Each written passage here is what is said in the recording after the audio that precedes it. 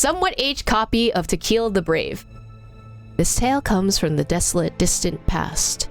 In those days, the mountain's teeth were still bared like blades against man and beast, thirsting for the souls of the feeble-minded, human and non-human alike. People knew that the god of the mountain loved them not and was to be given a wide berth. Yet they forced to seek shelter in caverns from the storm screaming through the wilds, all to pass one long night after the next. But these caverns, like the mountains, extracted payment from these vagrants. Countless were the tribes who lost kin to the wastes, through which they stumbled blind. Valiant Tequil and his kind-hearted brother Reminiscent were born to one such tribe. At the hour of their birth, a long, troubling night reigned inside and outside the caves, and though the campfires around which the tribe's people sat flickered, none were comforted by their light. The people thought, "This fire shall soon go out, and once it does, we too shall be finished. How long will this night last? I'm cold, and hungry too." "Let's hurry things up then. Quickly, let me walk into the night. Better that than this torment." "Oh, you poor children. You poor, poor children." Yet Tequil and Reminiscent did not announce themselves with sorrowful cries as other children did. Instead, Tequil stared into the cavern depths. The minions of the cavern did their best to frighten him, but his gaze swept over them, keen as sharp stone spur. "He has seen us, our sharp claws and long teeth, but he is not afraid." The wicked creatures whispered amongst themselves anxiously, and involuntarily retracted said appendages. Reminiscent, for his part, waved his hands and laughed, and his laughter was like pebbles tumbling into a stream, drawing the eyes of all the distressed tribespeople to his face. Only then did they notice that through the flame wavered, it never ceased to burn. And with another wave of his hands, Reminiscent patted the firewood next to him. "Feed the flame! Feed the flame!" The elderly chief, thus reminded the newborn boy, shouted his words aloud, repelling the fear that had been about to swallow the tribe whole. People stood, and fueled by the fire, they drew their obsidian blades, casting their eyes into the cavern depths just as Tequil had. The beasts of the cavern were filled with rage and hate, but they knew that these people would not loosen their grip on their weapons, nor would their eyes be shut. Terror had already fled, and so the death was forced to retreat. Interesting, death is also mentioned here. Only when the sun rose again did the brothers close their eyes, falling asleep in their mother's bosom. Thus did the tribe's people depart the cave, having lived another day. These people who have rejected fear will live countless days more. Yet the defeat of her evil underlings caught the eye of their master, Coatlicue. For this lord of demons, who claimed to be the mother of the underworld and mistress of 10,000 times 10,000 caves, whose fangs were rocky stalactites, whose tongue was every blast of wet, frigid wind, and who upon awakening could only be satiated by devouring 10,000 living souls, Tequil and Reminiscent were the first humans to slip her grasp. Shamefaced, this Earth Mother waved her hand, lashing the evil beast cowering to the side with rock. "Go, go! Redeem your humiliating failure! Capture those dim-witted mortals and fill my stomach!" But having seen their fears vanquished, the people remembered well the methods of scattering those terrors time after time. They settled at the foot of the mountains, sharpened wooden stakes, lit fires, and gave the sharpest blades their best warriors, with which they would stand guard beneath the stakes. Their bright eyes pierced the wilderness beyond the firelight, and did not shift their gaze away for a moment. By blade and fire did Coatlicue's minions taste defeat time after time, until they could do nothing but huddle in the dark, daring not to draw near the flame. The fires in their hearts of people ignited, and they began to speak victory, of light, and of the end of the Viper. They believed in Tequil and Reminiscent. These two brothers could surely keep the heat and light alive. Tequil and Reminiscent thought the same, and so they sharpened their spears and blades, preparing to drive the demon lord of that evil serpent to her doom. But the Earth Mother, who hated this tribe, did not relent. She took sludge from the deepest parts of the cave and pinched it into a snake. Then she plucked out her eye, setting it onto the serpent's eye socket. "It was that child who caused you to witness the fire, and so, let me go and swallow his eyes. One evening, when the sun had just set, night's veil was slowly covering the sky, and the stars had yet to begin granting their light. The serpent bit and slew a rabbit beyond the tribe's bounds, and burrowed into its skin, lying flat on the ground.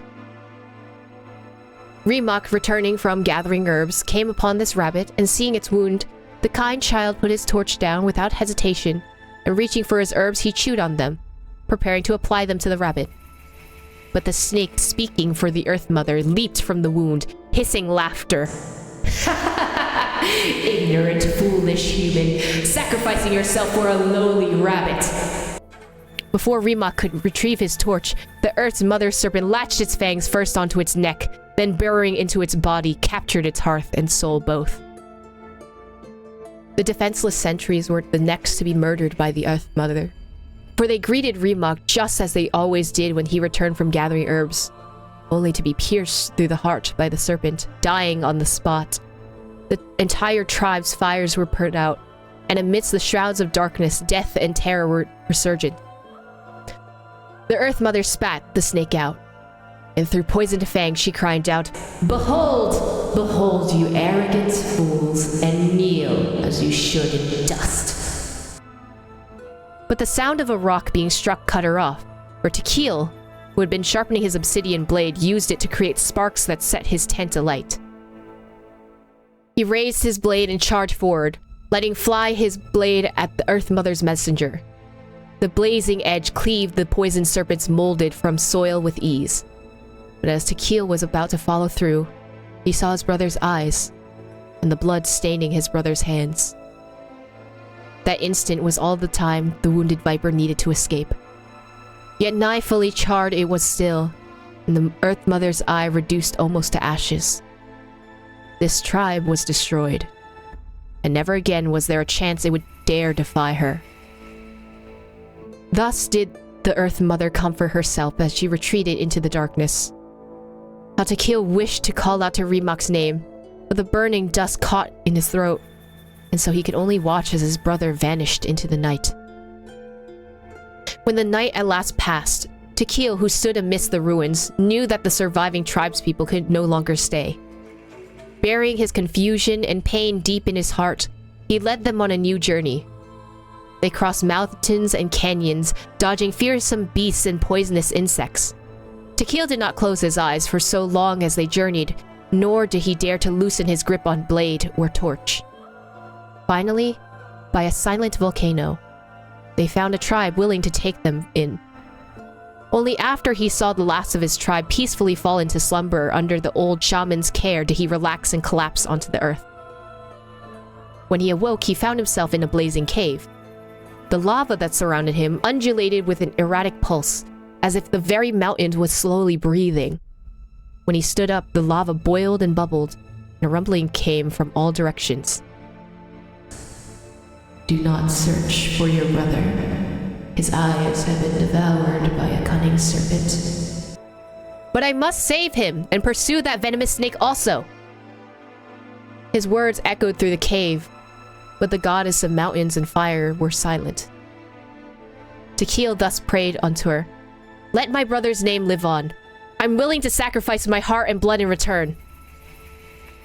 The goddess answered him in the echoing cave. Thus said she, "Your prayer have I heard, but your brother is no longer your king. His name has sunken into the deepest of depths." Tequil raised his head and lifted up his wish to the goddess. "Turn my blood into fire, so my heart may illuminate the depths. I will bring my brother back before my blood runs dry. Turn my blood into fire until my soul may sear and slay that serpent. I will take its head before my blood runs dry." When Tequil awoke again, the old shaman of the tribe gave him a brand new sword, food, and water.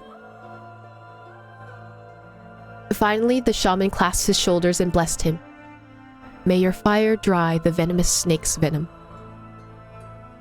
Thus did Tequil embark on another journey. His strength was endless, his body tireless, and his blood burned like lava. He crossed grassy fields and snowy peaks, deep valleys and high mountains. and the goddess of mountains and fire showed him the way with falling rocks and the cracks and cliffs. Thus did Tequil stride forward without hesitation. When he met his brother again, the Earth Mother mocked him once more using Remix's body and voice. But when her claws pierced Tequil's chest, he moved not. Instead, her bones were melted by his burning blood. Tequil stared at the vicious demon lord down and said in a loud voice, "My brother is gentle of heart. He would surely have made this land a better place. Yet you have affronted him with your poison, smothered his virtue, slaughtered those who have faith in his virtue. Die, you despicable, venomous insect! Die here!" As he roared, Tequil's blood stained his obsidian blade, turning it red hot in an instant. The Earth Mother watched in terror as her shell, bones, and soul were sundered. She wished to scream, to buy but a moment in which she could unleash her claws and tear Tequil to ribbons. But she made no sound, for in the fire's light the silent soul to whom this body once belonged awakened. And that soul cried out to his brother, "I do not wish to see your blood be reduced to ash, but I have seen the light of your heart and spirit. Remember my name, brother. As long as you remember me, I will never have left." The blazing flames swept over every corner in that gloomy, frigid cavern, and every last poisonous insect within was slain, burned to ash alongside every plot and scheme, so heinous and vile. As the last drop of his blood was about to burn away, the roof of the cave above Tequil's head trembled. A fissure opened, and a gem fell down and stopped up his wound. The goddess of mountains and fire spoke once more, and her voice echoed across the walls. "You yet have one drop of blood. Return to your tribe, for this is your brother's wish, and I will see it fulfilled." One night, the old shaman, who had waited day after day beyond the tribe's bounds, stood to welcome the returning Tequil. But Tequil refused the water, the food, and the cheers. Instead, he simply said, "The venomous snake is slain, and I am victorious. But I shall soon depart along with my brother." He took the gem from his chest, placed it upon a torch, and walked up to the silent volcano. "I have but one drop of blood left, but it was not left for me, but rather for justice and fairness, for the good and the brave. Use it, and light a fire, a flame that shall never be extinguished." Having said that, valiant Tequil leaped into the dead volcano. The earth was shaken by his heart and blood. The volcano's own heart resumed beating, the blazing lava once more beginning to flow. The volcano lives, as does the bravery of all the tribes.